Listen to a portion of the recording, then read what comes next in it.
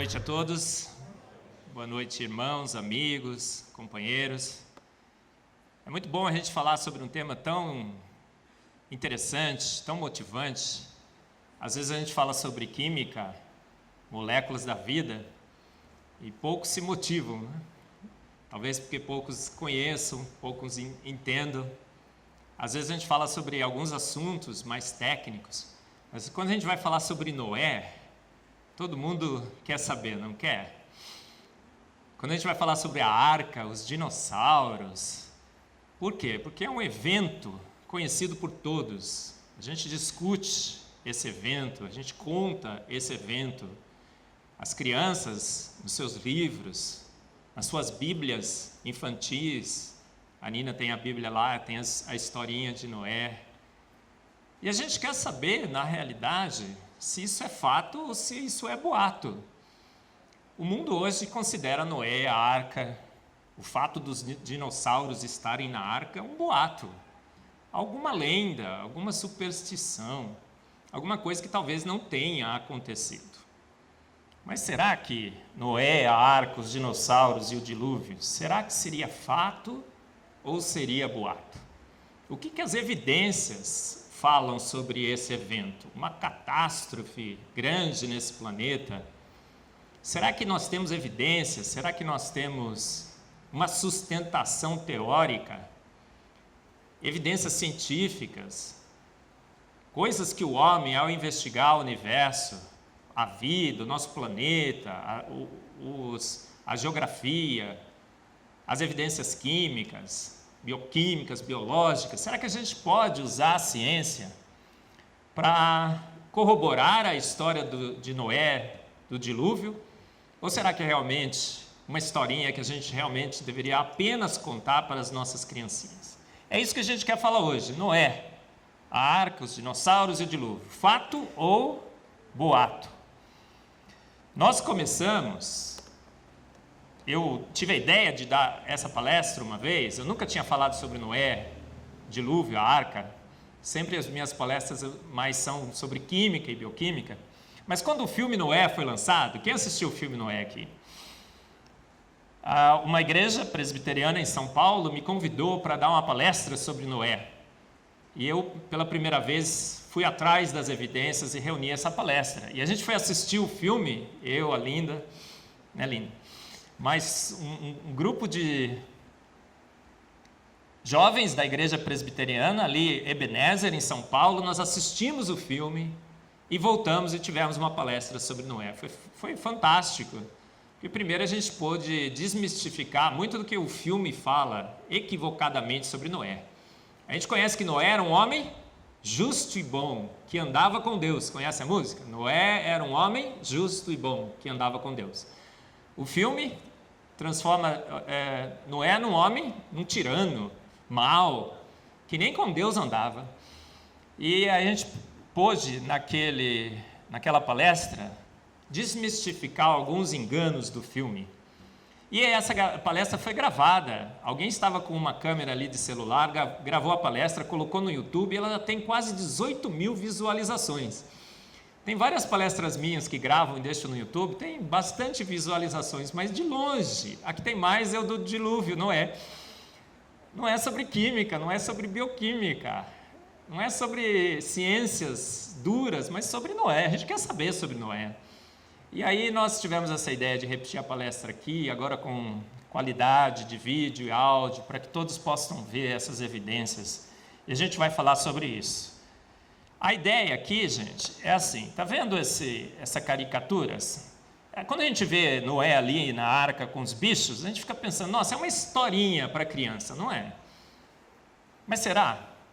A gente vai ver que não. Eu vou nessa palestra desenvolver 10 questões e vou mostrar as evidências que a gente tem em ciência que mostram que isso é fato, não é boato não. É uma historinha muito bonita, muito cativante, emocionante, as crianças adoram, mas foi fato nesse planeta. Todas as evidências mostram que sim.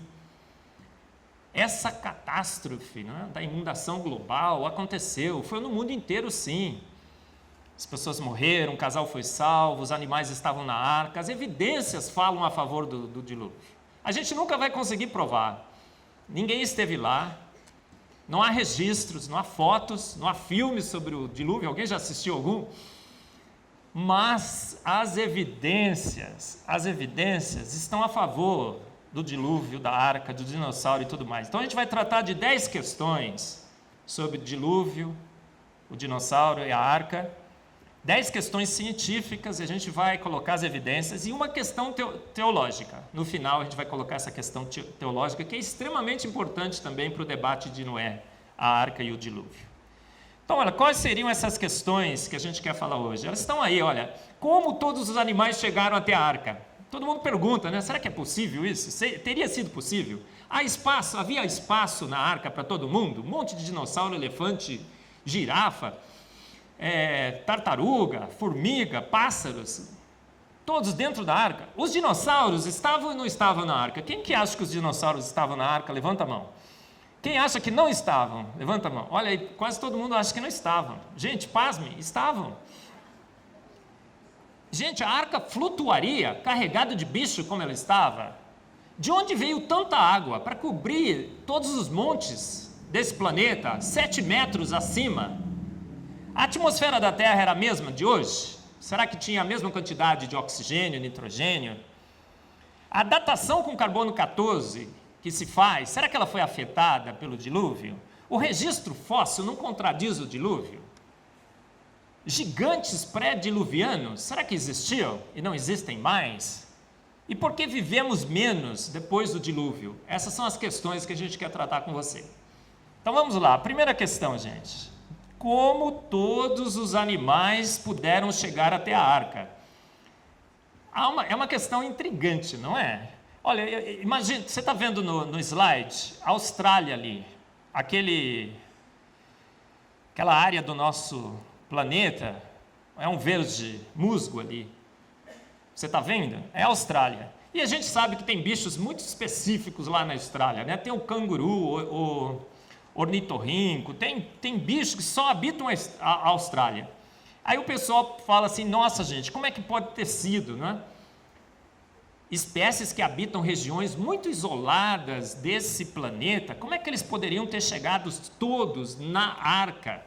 Será que isso é possível? Eles foram nadando de barco, tinha transatlântico na época, como é que todos os animais chegaram na arca? Olha aí o que o pessoal que não acredita em Noé, ele fala assim, olha, só se eles tivessem asas.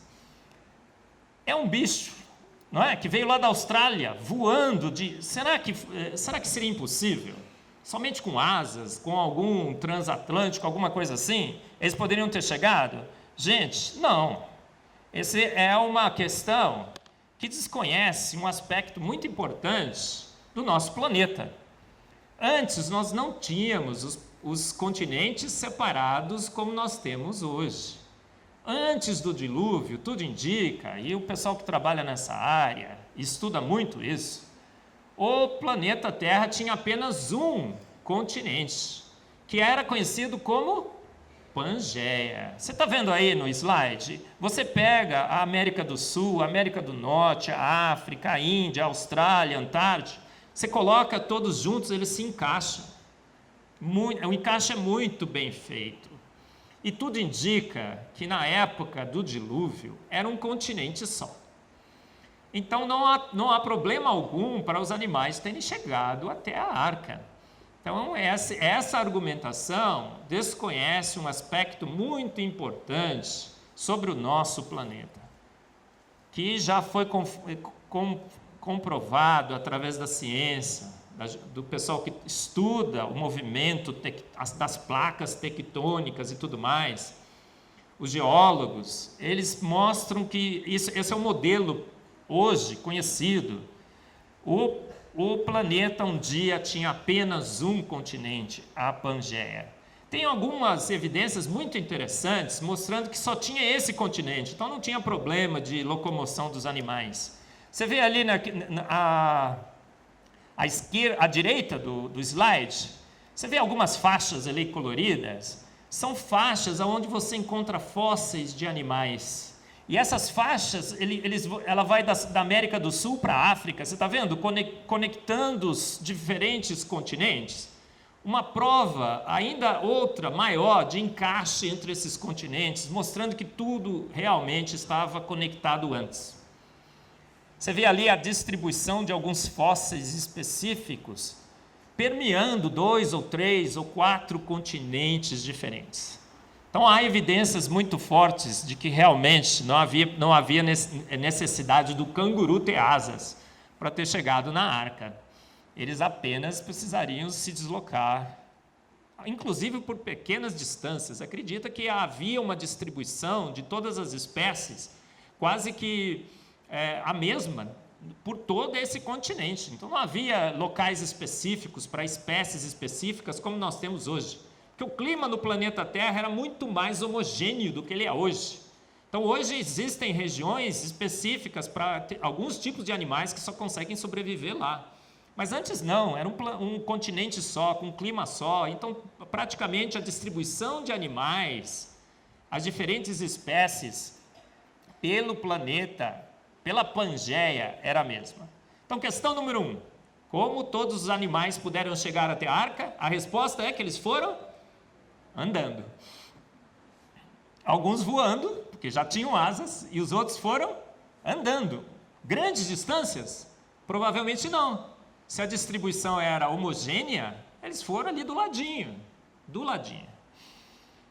Outra grande questão que nós vemos nesse slide aí é o seguinte: havia espaço?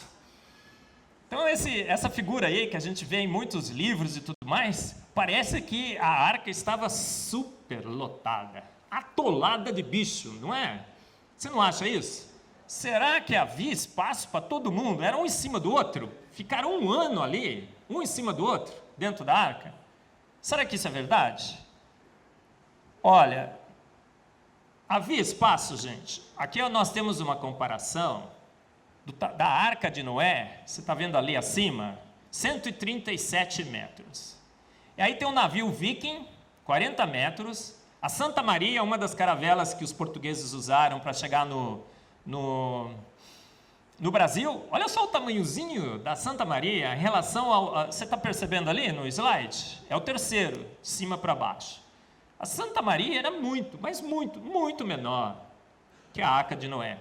Um dos maiores navios que os gregos construíram está ali, 128 metros. Mas a grande comparação é com o Titanic.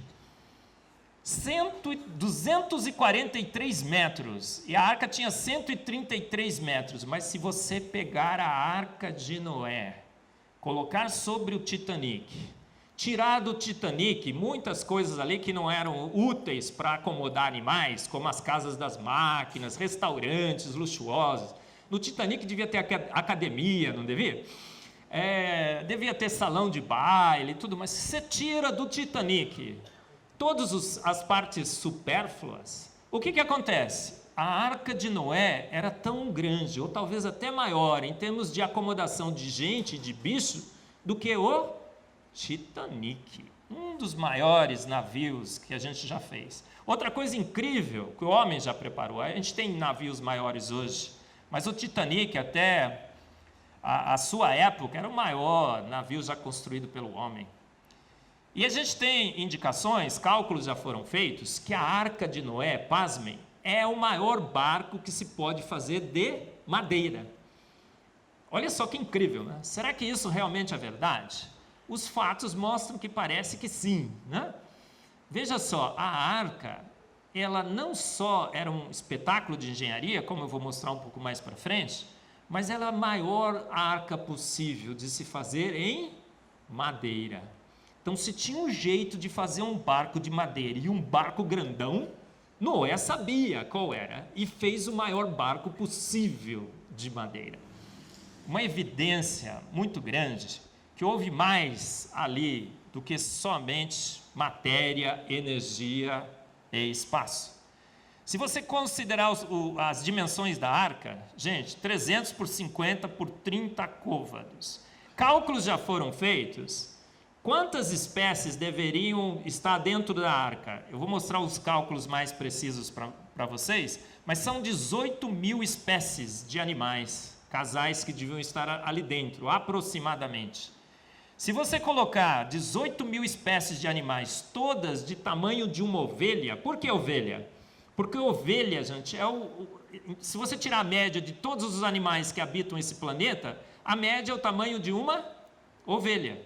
Então a ovelha é a média dos animais. Se você colocar 18 mil ovelhas, casais de ovelhas na arca, quanto que estaria ocupado da arca? 1/3 apenas da arca, 1/3. O pessoal olha assim, uau! Por que a gente olha e fala uau? Porque a gente acha que a arca estava atolada de bicho. E não estava, gente. 18 mil, do tamanho de ovelhas, e apenas 1/3 da arca estaria ocupada. Então havia espaço? A resposta a essa questão é que havia espaço e espaço de sobra. Havia espaço e espaço de sobra. Cálculos precisos já foram feitos. Tem vários desses cálculos por aí. Vários e vários desses cálculos por aí. E você pode acessar na internet. Esse daqui eu acho que é um dos melhores que eu encontrei. Você vê lá a quantidade de mamíferos que devia estar dentro da arca. Você não vai chegar direito, mas eu vou acompanhando com você. Pássaros, répteis, anfíbios, peixes. Os peixes estariam fora, né? 0. O peixe estaria dentro da água, tá? Insetos e tudo mais. Aí você vai calculando. Sabe o que o cálculo mostra? Que você precisaria de quantos vagões de trem? O trem, se você colocasse todos esses bichos em vagões, quantos vagões o trem teria para carregá-los todos?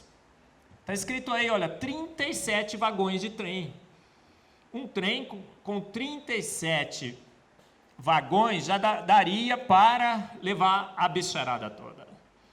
E esse cálculo é um cálculo bastante conservador. Por mais conservador que você seja, sabe qual foi o final? Quantos % da arca estaria ocupado com animais? 56. Então nós temos desde 33 a 56, essa é a faixa que os cálculos variam em termos de porcentagem de arca ocupada. Então havia espaço? Havia espaço, e espaço de sobra. Próximo. E os dinossauros, gente? Os dinossauros estavam na arca? Tem muita gente que acha que, os dinossauros chegaram atrasados, né? Nossa, gente, tá vendo o que eles estavam falando? Será que era hoje mesmo aquele evento? Perderam a festa e o barco já tinha ido embora, e eles morreram afogados no dilúvio. Será que isso é verdade? Se a gente vai entender o relato bíblico como digno de confiança, a gente tem que entender que lá está escrito que foi um casal de todas as espécies. Nenhuma espécie poderia ficar fora, correto? Então, se o relato é digno de confiança, se a gente vai realmente confiar no relato bíblico sobre o dilúvio, a gente tem que colocar o dinossauro dentro da arca. Não tem jeito. Vamos ter que colocar o dinossauro dentro da arca. E aí, o que é que a concorrência diz, gente? Dinossauro na arca de Noé? No way. No way. O que é no way em inglês? De jeito nenhum, né? E essa é uma das grandes objeções que se faz sobre a arca de Noé. Os dinossauros, olha o dinossauro lá, gente, o T-Rex, espremido dentro da arca. Será que isso é verdade? Gente, quantas espécies de dinossauros são conhecidas no registro fóssil, porque já estão extintos? Quantas? Em torno de um pouco mais de 50, alguns livros falam 56, outros 58, eram 58 espécies de dinossauros. E esses dinossauros eram grandões? Eram grandões? Gente, a imensa maioria dessas espécies eram dinossauros pequenininhos. E o dinossauro, gente, é um bicho que nasce pequenininho, ele nasce pequenininho, nasce de ovo, não nasce? E ele vai crescendo a sua vida inteira, ele não para de crescer, ele cresce. É com alguns homens, né? Ele cresce na altura, depois cresce, entendeu? E dinossauro é assim, vai crescendo. Gente, Então, o que acontece? Os casais poderiam ser jovens, nem na idade ainda de reproduzir, eles precisavam estar, correto? Porque eles precisavam sobreviver. Depois, passado alguns anos, eles poderiam começar a se reproduzir.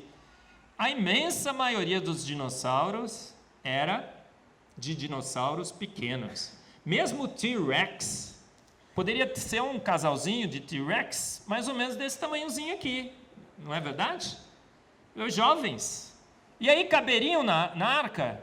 Gente, olha, tá vendo esse slide? Não sei se você está conseguindo ver. Não ainda, porque eu não troquei. Tá vendo? Olha a arca. Eu tentei fazer uma simulação aí do tamanho da arca. Do cantinho ali você vê um elefante e uma girafa. Quase não dá para ver. E ali os dinossauros dentro da arca, gente, eles ocupariam o quê? Um cantinho. Os dinossauros ocupariam um cantinho da arca. Então, aquela história de que os dinossauros estavam espremidos, não caberiam dentro da arca, não bate com os fatos, não bate com as dimensões da arca, não bate com o que a gente conhece dos dinossauros, não bate com o número de espécies de dinossauros que nós conhecemos, não bate com o nosso conhecimento que dinossauros nascem pequenos e crescem a sua vida inteira. Então, aqueles T-Rex enormes que a gente vê nos filmes, aquele é um T-Rex adulto, de muitos e muitos e muitos anos, já é velho, tá? É aí que ele fica grandão, ele nasce pequeno, caberiam.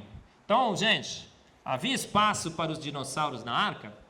Havia. Os dinossauros estavam na arca, se a gente acredita que o relato é digno de confiança, eles estavam sim dentro da arca. Mas quando então os dinossauros foram extintos? Conta-se por aí que eles foram extintos há 60 milhões de anos, certo? Certo? Gente, há algo muito errado que não está certo na história dos dinossauros terem sido extintos há 60 milhões de anos atrás. Por quê? Olha, está escrito aí, está em inglês, eu peguei todos os textos originais, não quis traduzir, ser mais fiel possível do que se diz por aí. Olha, em 2004, uma paleontologista, Mary Schweitzer, ela estava examinando um osso do T-Rex. E ela cortou o osso. E pasmem, o que tinha dentro do osso? É sangue. Hein? Tinha células de sangue lá dentro. E tinha uma proteína, hemoglobina, que a gente aprendeu tanto no Congresso do Design Inteligente sobre hemoglobina. E o que acontece com hemoglobina, gente? A gente sabe que hemoglobina se deteriora rapidamente no meio ambiente. Outro dia, gente, encontraram um dinossauro com carne. Pasmem. Fizeram o proteoma do dinossauro. E aí, no final do artigo, a conclusão é assim: sabemos que dinossauros foram extintos há 60 milhões de anos atrás. Sabemos que carne degradam rapidamente no meio ambiente. Toda dona de casa sabe, né? E ó, dinossauro é meio peixe, é carne de peixe. Quanto tempo demora para estragar um peixe fora da geladeira? Senhoras e senhores. E mulheres, as cozinheiras que fazem o seu... Quanto tempo um peixe estraga fora da geladeira? Sabemos que dinossauros foram extintos há 60 milhões de anos atrás. Sabemos que carne degrada rapidamente. Portanto, devemos... Olha, qual é a conclusão do artigo? Filtrada pelo materialismo filosófico, pela ideia de que milhões e milhões de anos, eles falaram assim no final: devemos reavaliar a nossa posição que carne estraga no meio ambiente. Pode, gente? Me poupe. Imaginar que 60 milhões de anos, o osso tem hemoglobina, sangue ali dentro, a carne de dinossauro, gente, o que é isso? Olha só, os chineses, você sabe disso, né? Os chineses relatam lutas em que eles matam dinossauros. Tem a literatura, né? Os dragões provavelmente descritos na literatura dos chineses. Tem relatos na literatura, né? Muitos relatos que você vê ali de animais. Tem covas, né? Você encontra lá desenhos em covas antigas, é desenho de um dinossauro. Gente, parece que dinossauros viveram nesse planeta até poucos anos atrás. Poucos anos atrás. E aqui é óbvio que é pura achismo, mas eu acho que o monstro do lago Ness existe, e ele é um dinossauro. O último dos dinossauros. Já pensou? Se encontrarem, vai ser legal demais. Gente, os dinossauros foram extintos há 60 milhões de anos atrás?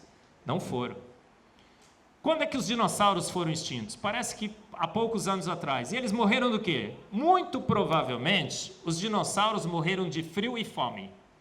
A gente vai mostrar, mas antes do dilúvio, o clima era um clima temperado no planeta Terra. Era uma temperatura fixa, uma temperatura que os dinossauros adoravam. A vegetação era abundante, é uma estufa esse planeta. Então, e os dinossauros, na sua imensa maioria, provavelmente antes do dilúvio, todos eles eram vegetarianos. Vegetarianos. E eles comiam essa vegetação abundante, árvores imensas. A gente tem no registro fóssil troncos imensos de árvores gigantes. E eles estavam assim numa boa, né? Climinha perfeito, comida abundante. Aí vem o dilúvio, o que acontece? As condições do planeta Terra mudam drasticamente. O planeta provavelmente passou por um tempo muito frio, é o que eles chamam da era do gelo.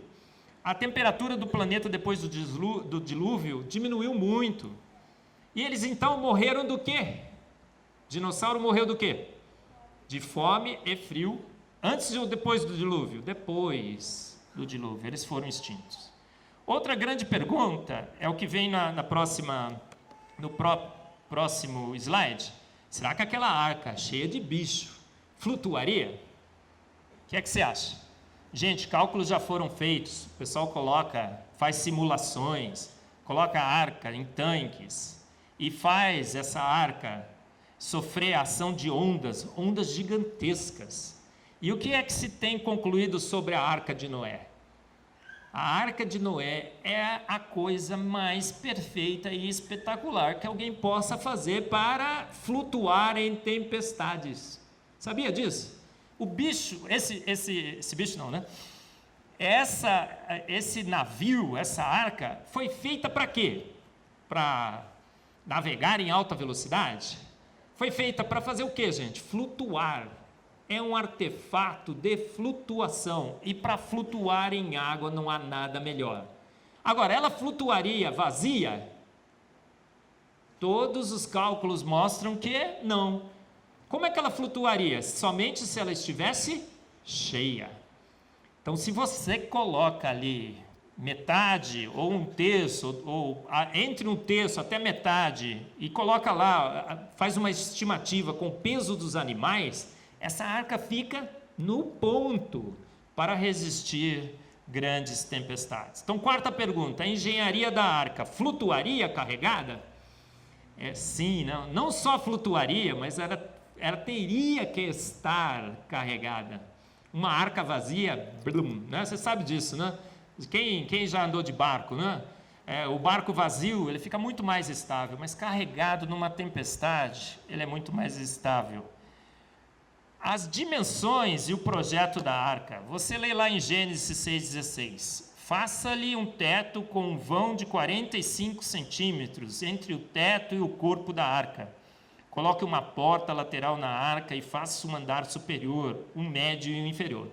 O pessoal que estuda, né, a literatura sabe que isso alguém está relatando um fato, não está relatando um boato, não é uma historinha. Ninguém que conta uma historinha para as crianças colocaria detalhes como esse, 45 centímetros entre o teto e o corpo, coloca uma porta lateral. São instruções para um engenheiro, alguém que entenda fazer. E a gente todas as simulações que são feitas sobre essas instruções mostram que elas são perfeitas. Olha o teto da arca, está vendo ali? O teto é uma engenharia fantástica, é o ângulo, a janelinha do lado, a água não entraria, mas você pode abrir para olhar lá fora. É uma coisa assim, em termos de impermeabilização, para resistir uma tempestade, ele é perfeito. Olha os encaixes das madeiras, com os pinos de fixação, tudo como foi feito. É uma obra fantástica de engenharia naval. O sujeito que deu essas instruções sabia do que estava falando. De onde veio tanta água? Arca não, uma só. De onde veio tanta água? Essa é uma pergunta, né? Gente, como que pode ser, né? O Everest coberto de água? É muita água. Não, nunca vou acreditar nisso. Será? As evidências mostram que não. Tinha água e tinha água até em excesso. Uma das grandes fontes dessa água, tudo leva a crer que o planeta, antes do dilúvio, ele tinha uma atmosfera muito diferente. A atmosfera tinha muito mais umidade. Aqui era como um clima temperado, numa floresta tropical. Pensa lá no Amazonas, né?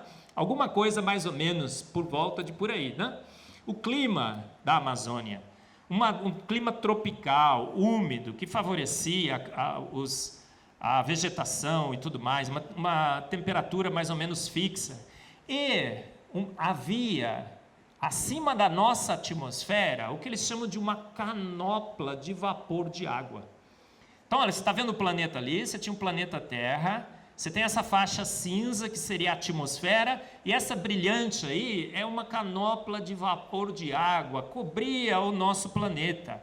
Era uma capa protetora, um escudo protetor de vapor de água. E isso servia para quê, gente? Está vendo? A Pangeia, olha como é que era o mundo pré-diluviano. A Pangeia, aquele único continente, aquela atmosfera rica em vapor de água, temperatura mais ou menos constante, e essa canopla de vapor de água. E ela servia para quê? De onde veio tanta água? E ela servia para quê? Olha, nesses slides que nós estamos vendo agora, ela servia para quê? Essa canopla de vapor de água servia para nos proteger da radiação ultravioleta que vem do espaço sideral. A gente sabe todos os problemas que a radiação ultravioleta causa hoje, né? O buraco na camada de ozônio, você tem que passar protetor, não tem? Câncer de pele, tantos problemas, mas antes não tinha esse problema. Por quê? Olha aí, ó, a radiação que vinha você está vendo nesse slide? Ele está certo agora. Essa canopla de vapor de água nos protegia da radiação ultravioleta. Uma das vantagens. Da onde veio a água? O relato do dilúvio nos diz que a água veio de cima para baixo e de baixo para cima. O que foi aberto? As fontes do abismo. Não é? Que fonte do abismo é essa? Né? Então o pessoal fala assim, nossa, Marcos, nossa, fala para você, Moisés, Elizabeth, Rosana, Eliara, Caio, né? Tô vendo meus amigos aqui, Lucas, né? Olha, como é que você pode acreditar nesse negócio? A Terra não era um planeta rochoso incandescente que esfriou, e São Júpiter, o Papai Noel sideral, enviou os blocos de gelo para a nossa Terra, atraindo pela gravidade. E como é que pode ter água dentro de um planeta rochoso, escaldante, quente pra caramba? Como é que pode ter surgido água das fontes do abismo? Gente, pasmem, recentemente, já haviam evidências, mas foi comprovado que embaixo do nosso planeta, entre 410 a 660 quilômetros, o que nós temos? A gente tem um verdadeiro oceano no subsolo. Entre 410 e 660 quilômetros, existe uma faixa em que nós encontramos o quê? Água. E muito, muito, muito mais água que nós temos na superfície. E essa água está de que forma? Altíssima pressão e altíssima temperatura. Provavelmente ela está no estado cristalino. Então nós temos água, nós tínhamos água em cima? Nós tínhamos a canopla de água, de vapor de água. A gente tinha água embaixo? Tem, esse mar de água. Olha, evidências mais recentes para esse mar de água foram descobertas aonde? Aqui no Brasil. Foi nesse ano, no começo do ano, encontraram um diamante raro e dentro dele tinha um cristal. Eu não vou dar muito detalhe porque é muito técnico, mas esse cristal só poderia ter sido formado em água em condições de altíssimas pressões e temperaturas. Mais uma evidência de que realmente, está vendo ali? Olha lá, um corte do nosso planeta. Olha a água lá em cima, o mar. Olha o oceano. Aonde tem mais água nesse planeta? Nos oceanos? Embaixo, gente, 400 a 600 quilômetros. Tem muito mais água do que nos oceanos. Então, pessoal, a gente está com o maior problema de falta d'água aqui, né? Não tá? É só furar 400 quilômetros, gente. Pouquinho. Vai jorrar água que vai ser uma beleza. Então, da onde veio a água? Da onde veio a água? Será que a gente tem uma boa resposta? Será que as evidências? Será que os fatos? Olha, a água veio de cima, porque essa canopla de água se condensou e pela primeira vez nesse planeta choveu. E choveu pra caramba, porque era água, muita água. E a água veio de baixo, por quê? Abriu-se as portas do abismo. E muito provavelmente aquela água sobre altíssima pressão, você viu o filme, não é, né? A água faz, parece um spray sobre alta pressão. A água sobre altíssima pressão e temperatura subiu, né? E aí, você vai falar assim, poxa vida, Marcos, mas cobriu montes tão altos como o Everest? Não, gente, provavelmente a geografia, a topologia da Terra antes do dilúvio, na Pangeia, não tinha montes muito altos, não. Por quê? Esses montes foram criados quando os continentes se separaram, a movimentação das placas tectônicas. Então, espremeu de um lado e os montes subiram lá em cima. Antes, provavelmente não. A gente está vendo aí, as montanhas e montes talvez não fossem tão altos como eles seriam hoje. Então, gente, tinha água. Tinha água e água pra caramba. Água em excesso. Essa água veio da onde? De cima e de baixo, da canopla de água e desse mar subterrâneo que existe. Uma das coisas mais interessantes no relato bíblico sobre o dilúvio é o arco-íris, certo? O arco da aliança, fenômeno óptico que separa, obrigado Ana, separa a luz do sol em seu espectro. Gente, tinha como ter arco-íris antes? Não, porque o que é arco-íris? Quando você vê um arco-íris, o que é? É a difração da luz do sol em pequenas gotas de chuva. Então, se alguém quer usar o relato bíblico e cruzar com as evidências, a Bíblia fala que choveu só depois do dilúvio. E esse arco veio como uma aliança de que o mundo não seria mais destruído em água. E faz todo sentido, gente, porque a luz do sol antes não tinha as gotinhas de chuva para criar arco-íris. E isso se cria apenas depois. É um fenômeno fantástico, é um fenômeno de ilusão de ótica. A luz bate na gotinha, ela tem difração, separa nas suas diferentes cores. O arco tem uma geometria perfeita, não tem? Então, você estudando um pouco a física de tudo isso, você vê que é uma coisa, é uma engenharia ótica para criar o arco-íris, e ele está aí depois da chuva. E a atmosfera, gente? A atmosfera antes do dilúvio era a mesma? A atmosfera era a mesma? A gente sabe que não, né? Muito provavelmente a gente tinha muito mais umidade, mas só isso.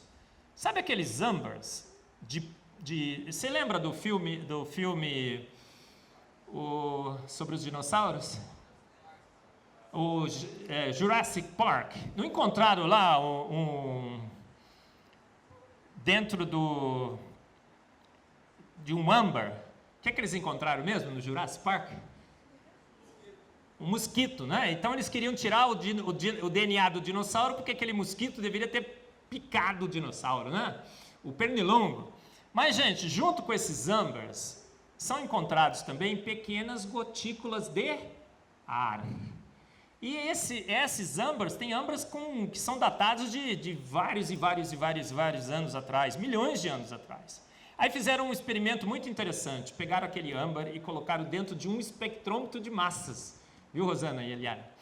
Um espectrômetro de massas, um quadrupolo. E quebraram o âmbar, e o ar que foi exalado das pequenas gotículas de ar foi analisado. E quanto que ele tinha de nitrogênio e oxigênio? Ele tinha 50% mais oxigênio. A nossa atmosfera tinha muito mais oxigênio antes. 50% mais. Isso é bom ou é ruim? Gente, sabe essas câmeras que tem até tratamento? O cara entra lá, né, aumenta a concentração de oxigênio, a pressão e diz que cura até unha encravada, depressão, mal olhado, tudo. É verdade. Nós tínhamos uma atmosfera com 50% mais oxigênio. Provavelmente é o que fazia, não é? Era muito mais saudável a atmosfera do planeta Terra. Então a atmosfera era diferente? Os dados mostram que sim. Um dia nesse planeta a atmosfera foi diferente. Como é que fica o uniformitarismo na ciência que diz que o presente é a chave do passado? Que nada mudou. Mudou sim, gente. A gente tinha uma atmosfera com 50% a mais de oxigênio. E alguma coisa aconteceu, uma catástrofe aconteceu nesse planeta que mudou inclusive a concentração de oxigênio. A datação com carbono 14 foi afetada? Gente, se houve um dilúvio, sim. Se houve um dilúvio, jogue todas as datações de carbono 14 no lixo. Por que eu posso falar isso? Porque eu sou espectrometrista de massas, eu sei como funciona. Eu fui ver uma palestra uma vez sobre carbono 14, é um equipamento específico.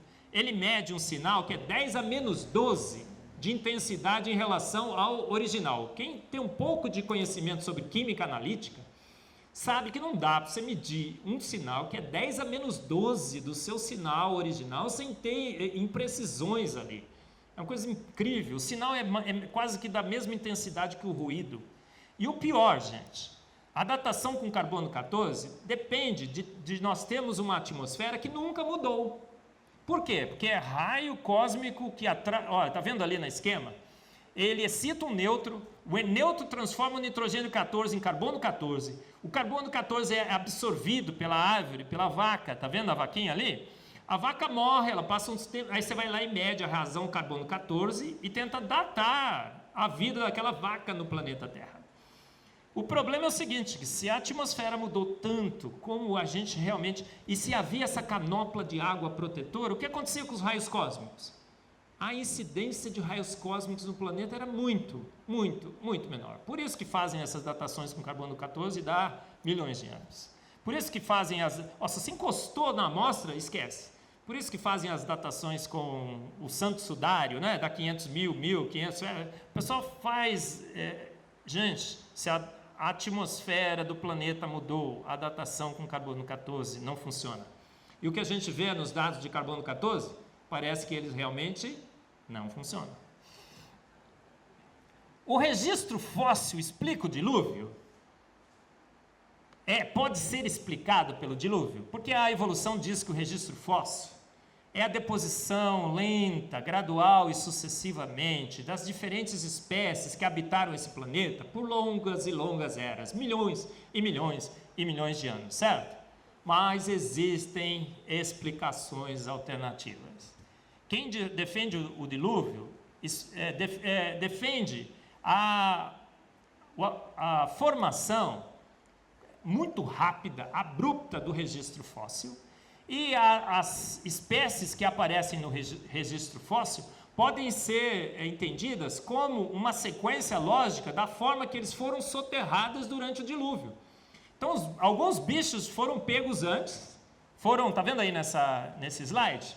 Alguns bichos mais rapidamente foram soterrados, outros foram mais rápidos, foram subindo nos montes, e os últimos a serem soterrados seriam os últimos que aparecem no registro fóssil. Tem uma coisa que é a flutuabilidade, alguma coisa assim. Se você mata tudo e deixa boiando, né? Os primeiros a afundarem são os primeiros que aparecem no registro fóssil. Os últimos que afundam são os que aparecem nas camadas superiores. Então, há uma disputa com o registro fóssil? E ele pode ser conciliado com o dilúvio? Pode sim. Olha esse aqui, gente, é muito interessante. Tem vários e vários... artigos, você encontra na internet, em livros. O Adalto Lourenço fala muito sobre isso. Naor Neves, um geólogo, também comenta muito sobre isso. Olha, esse peixe aí, sabe o que ele tem dentro dele? O almoço. Vocês conseguem ver? Olha lá, um peixe com peixe dentro do outro. Isso é um fóssil. Gente, se isso fosse fossilizado ao longo de milhões e milhões de anos, o que acontecia? A digestão é extremamente rápida. você não devia ter nenhum bicho com o almoço no estômago. E tem bicho com almoço. Olha, tudo indica, a melhor interpretação para o registro fóssil é que eles foram formados de uma forma abrupta, uma catástrofe, e eles foram soterrados junto com lama. É muito pouco provável que um bicho possa morrer e lenta, gradual e sucessivamente, camadas teriam sido depositadas sobre ele. Ele resistiu e acabou sendo fossilizado. A digestão, a degradação é muito mais rápida. Então há uma disputa muito grande, sim, mas o registro fóssil é perfeitamente conciliado com uma grande catástrofe de proporções globais, em que o planeta foi inundado por água. E essas deposições em camadas foram feitas rapidamente. Você vai no deserto do Saara, você encontra conchas, animais marinhos ali fossilizados. Como isso é possível? Aí eles dizem, o deserto do Saara um dia foi um mar. Mas, olha outro, esse aqui é o pior de todos. Eu não passei o deserto do Saara para vocês? Passei. Olha esse aqui. Você vai nos Alpes, lá na Suíça, você vai subindo nos Alpes, você vê o que lá no topo do monte? Encontram-se animais marinhos, conchas, resíduos de animais que habitam o fundo do mar. O que a evolução fala?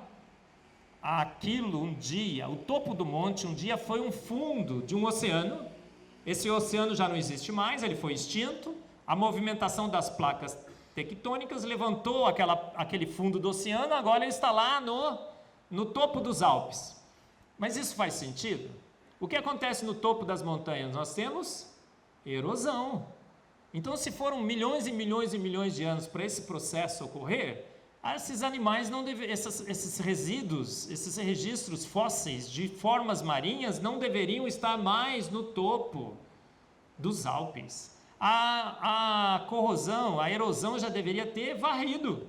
Uma das grandes evidências de que isso já foi o fundo de um oceano, mas que foi rapidamente erguido pela movimentação das placas tectônicas que se seguiu ao dilúvio. Erosão e elevação das montanhas. Uma outra evidência. Gente, embaixo de montanhas hoje, nós temos um registro fóssil ali inteirinho, tá certo? Só que essas montanhas são formadas pelas movimentações das placas tectônicas, aqueles continentes que se separaram da Pangeia e que continuam se movimentando até hoje. E aí o que acontece com essas montanhas? Elas se erguem numa taxa de 4 milímetros por ano. Mas a evolução nos diz que aquele registro fóssil que foi formado lentamente se encontra embaixo da montanha. Se passaram-se milhões e milhões e milhões de anos, o que acontece com o topo das montanhas? Como eu acabei de falar, 4 milímetros por ano. Se nós tivéssemos milhões e milhões de anos, quantas vezes o topo da montanha, a montanha inteira, já teria sido gasta pelo processo da erosão? No mínimo, 100 vezes. Então, a existência do registro fóssil embaixo das montanhas mostra o quê? A formação de um registro fóssil de uma forma muito rápida, abrupta. E que a história que a evolução nos conta não faz sentido, porque senão simplesmente não existiria registro fóssil embaixo de montanha. Ele já teria sido lavado pelo menos 100 vezes. 100 vezes. Gigantes pré-diluvianos. Gente, está vendo esse louva-a-Deus aí? Sabe qual era o tamanho dele? 70 centímetros, gente. Imagina um louva-a-Deus de 70 centímetros. Olha só, é uma coisa absurda. Vivia antes e foi extinta nesse planeta. Todos os cálculos mostram que esse bichinho não voaria se ele não tivesse uma captação de oxigênio muito, muito eficiente. Se a atmosfera do nosso planeta não tivesse mais oxigênio do que ele tem hoje. Então, o que é que permitia esses gigantes existirem? Um louva-a-Deus de 70 centímetros.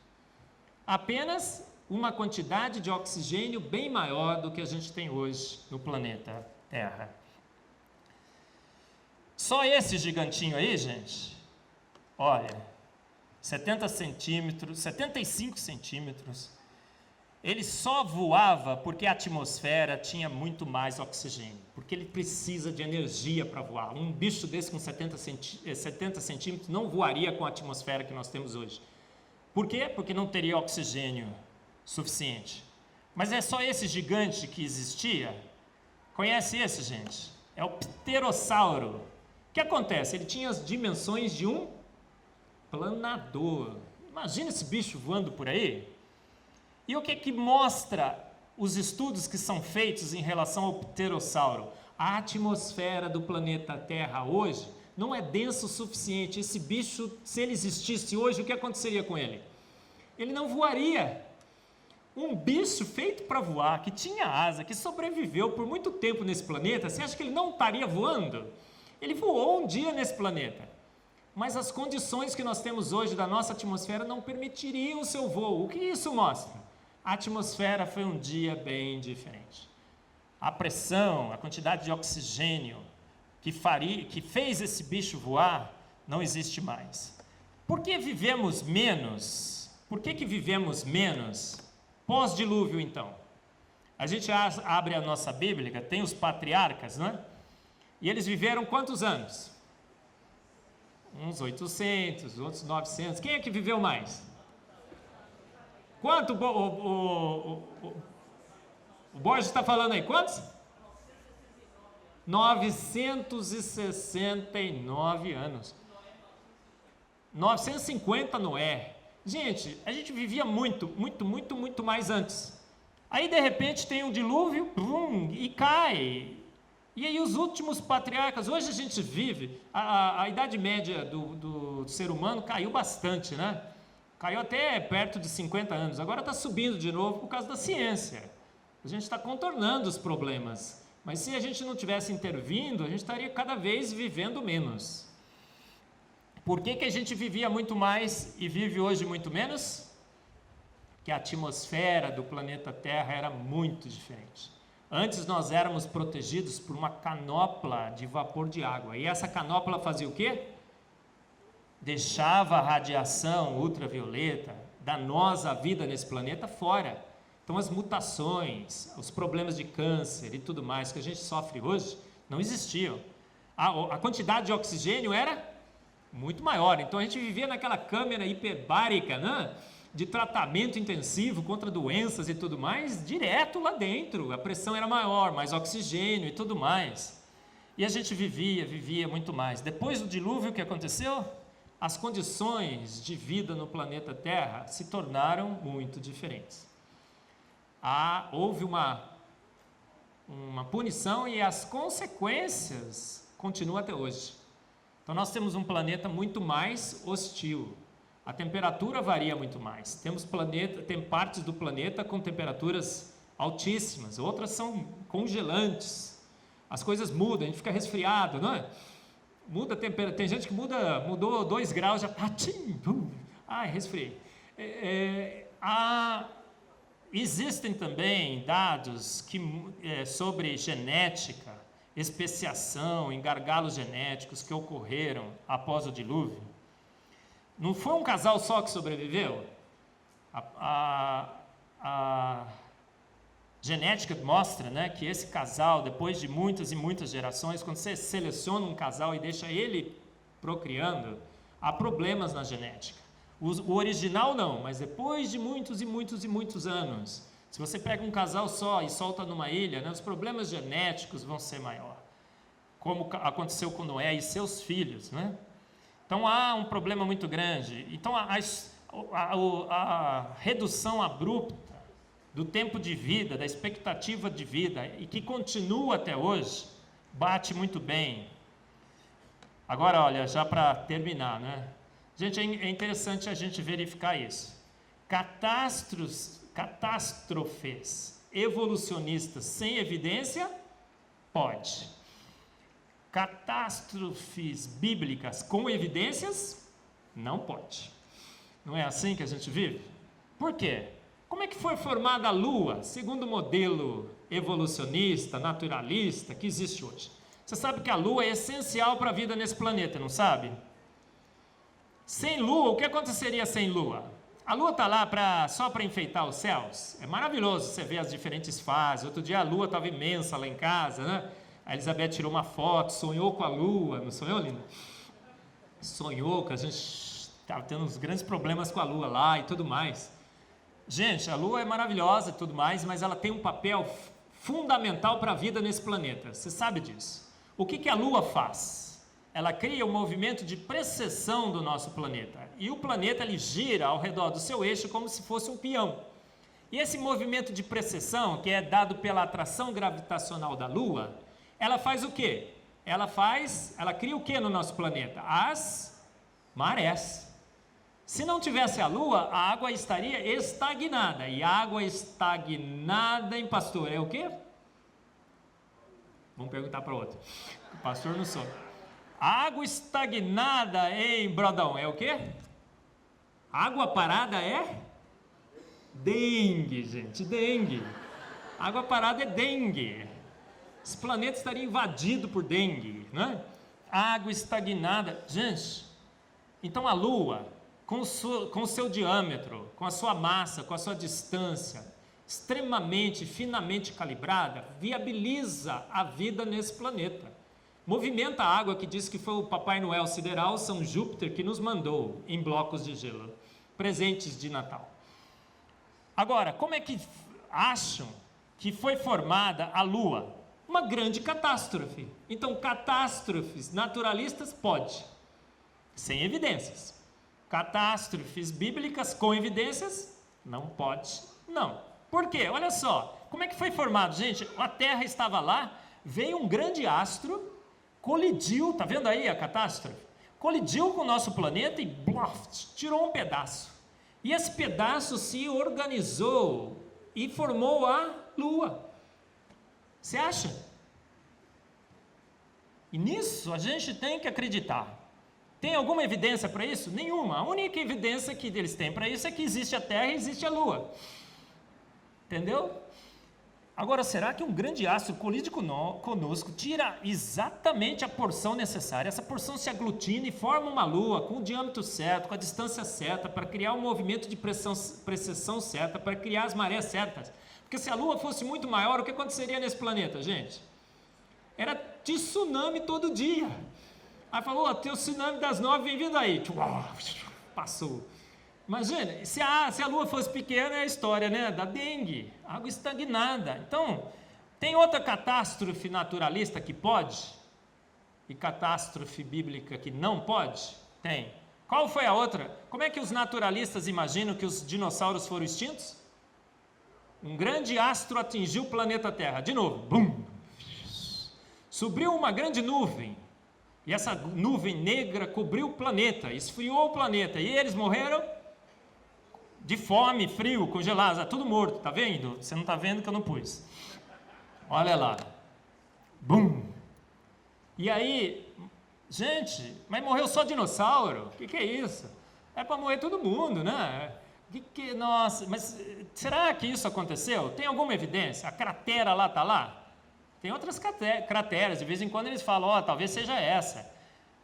Catástrofe naturalistas podem, sem evidências, bíblicas não. Bom, por fim, agora eu vou terminar. A última questão, são 10 questões que a gente respondeu aqui sobre o dilúvio, Noé, a arca e os dinossauros. Evidências e contra-evidências, não há argumentos. Noé, a arca, dinossauro e os dilúvios, é uma história ou uma historinha ou uma história com H maiúsculo? É história com H maiúsculo. Ninguém vai provar que ele ocorreu, mas que as evidências todas testemunham a favor, é incrível. Eu dei 10 aqui, você vai encontrar, vai ler, você vai ver que são várias e várias outras evidências de que realmente um dia uma grande catástrofe ocorreu nesse planeta, o abismo foi aberto, a água jorrou de baixo para cima, choveu, inundou o planeta todo, né? Às vezes eles falam, nossa, foi uma inundação local. Não, morreu todo mundo, gente. Parece que foram todos soterrados de uma vez só, se criou o registro fóssil, os continentes a partir daquele momento começaram a se separar. Aí, por isso que a gente só tem dinossauro hoje na Austrália. Por quê? Porque lá foram as condições que eles encontraram de sobrevivência, né? Em outros locais eles foram extintos e tudo mais. Agora vamos fazer a última questão. As questões científicas já foram respondidas. A última questão é uma questão teológica, talvez a que mais levem as pessoas a não quererem aceitar o fato de Noé e o dilúvio. Qual seria? Deus foi cruel. Então as pessoas falam, como pode um Deus de amor ter extinto todo mundo nesse planeta? Afogado, criancinha morreu afogada, morreu, provavelmente. Os animais, o cachorrinho, imagina, mas Deus é amor? Um Deus de amor poderia ter sido tão cruel? Essa é a questão teológica maior de todos os tempos, a existência do mal do mundo, um Deus de amor que não poderia fazer as pessoas sofrerem. Então eu quero fazer essa pergunta para você, Deus foi cruel? O que é que você acha? Deus foi cruel? Olha, você encontra esses desenhos, essas ilustrações na internet. Ó. Deus é amor, mas como pode ter sido que matou tanta gente? Uma outra, olha só. Colocam lá a arca de Noé e falam, porque ele os amou. E aí ele trouxe o dilúvio. Matando milhões e milhões de homens e mulheres e crianças. How charming. Ó, que encantador. Não é assim? Olha uma outra. Minha parte favorita da Bíblia é quando Deus dá às pessoas livre-arbítrio. Está escrito em inglês, né, que eu achei, mas estou traduzindo para você. Então mata todo mundo com um dilúvio, porque essas pessoas não agiam do jeito que ele queria. Não são questões filosóficas importantes sobre o dilúvio que a gente deve responder? Vamos responder então? Gente, a questão não é assim, será que Deus foi cruel por matar aquelas pessoas? Na realidade, se a gente for pensar bem, a gente fala, como é que Deus tolerou e manteve aquelas pessoas vivas por tanto tempo? Isso que a gente deve nos perguntar, não é? Porque como que a gente, na realidade, do ponto de vista teológico, como Deus nos enxerga? Como Deus vê o homem? Aí nós temos aqui uns versículos em Romanos 3, de 10 a 18, e ele vai mostrar como Deus nos vê. Olha só, como está escrito, não há um justo nenhum sequer. Não há ninguém que entenda, não há ninguém que busque a Deus. Todos se extraviaram e juntamente se fizeram inúteis. Não há quem faça o bem, não há nenhum só. A sua garganta é um sepulcro aberto, com as suas línguas tratam enganosamente. Peçonha de áspides está debaixo de seus lábios, cuja boca está cheia de maldição e amargura. Os seus pés são ligeiros para derramar sangue. Em seus caminhos há destruição e miséria. E não conhece o caminho da paz. Não há temor de Deus diante dos seus olhos. A gente se acha bonzinho, não é? Não? A gente se acha bonzinho. Por quê? Porque no nosso critério, mas para o critério de Deus, na santidade de Deus, o homem é isso aí que a gente falou. E Deus, no seu amor infinito, Ele nos tolera. Mas o que aconteceu naquele tempo? Naquele tempo, o relato bíblico é muito claro em dizer que todas essas qualidades do homem estavam ao seu máximo. Gente, tinha gente matando criancinha. Então, quando você vê um homem matando uma criancinha, o que você quer fazer? Você quer matar o cara, não quer? Deus não quer fazer a mesma coisa? Imagina, então, todas as qualidades que nós vimos aqui sobre o homem, se apressa para fazer o mal, que não tem temor a Deus, estavam no seu máximo. Deus não tolerava mais, Ele não suportava mais. Mas mesmo assim, o que ele fez? Ele encontrou um casal, ele falou, vou salvar esse casal, seus filhos. E aí ele ficou fazendo o quê? Rapidamente, ele preparou uma arca. Não, Noé ficou anunciando por quanto tempo, Borges? Quantos anos? 100 anos, 120, há controvérsias aí sobre o tempo. Ele ficou lá, gente, fala, se arrependam, a maldade está demais, se arrependam. Então, gente, Deus foi cruel? Essa é a pergunta que eu quero fazer hoje, terminar a minha palestra com isso. A minha interpretação pessoal é que não, né? Não sei como que você acha. Mas Deus, na realidade, Ele foi justo e longânimo.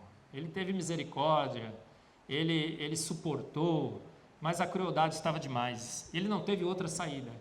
A Bíblia mostra, inclusive, um conflito de Deus consigo mesmo. Você já leu o Gênesis?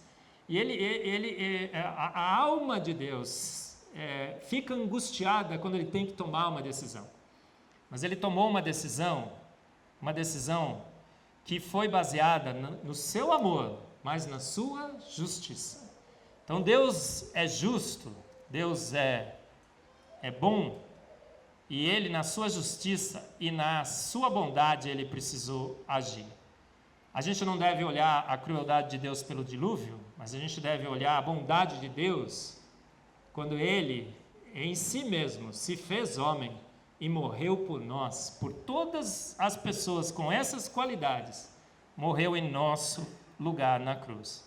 Muito obrigado pela sua atenção. Que Deus, o Deus bondoso e justo do dilúvio, mas o Deus de amor da Bíblia, seja glorificado e engrandecido com essa palestra. Obrigado, irmãos.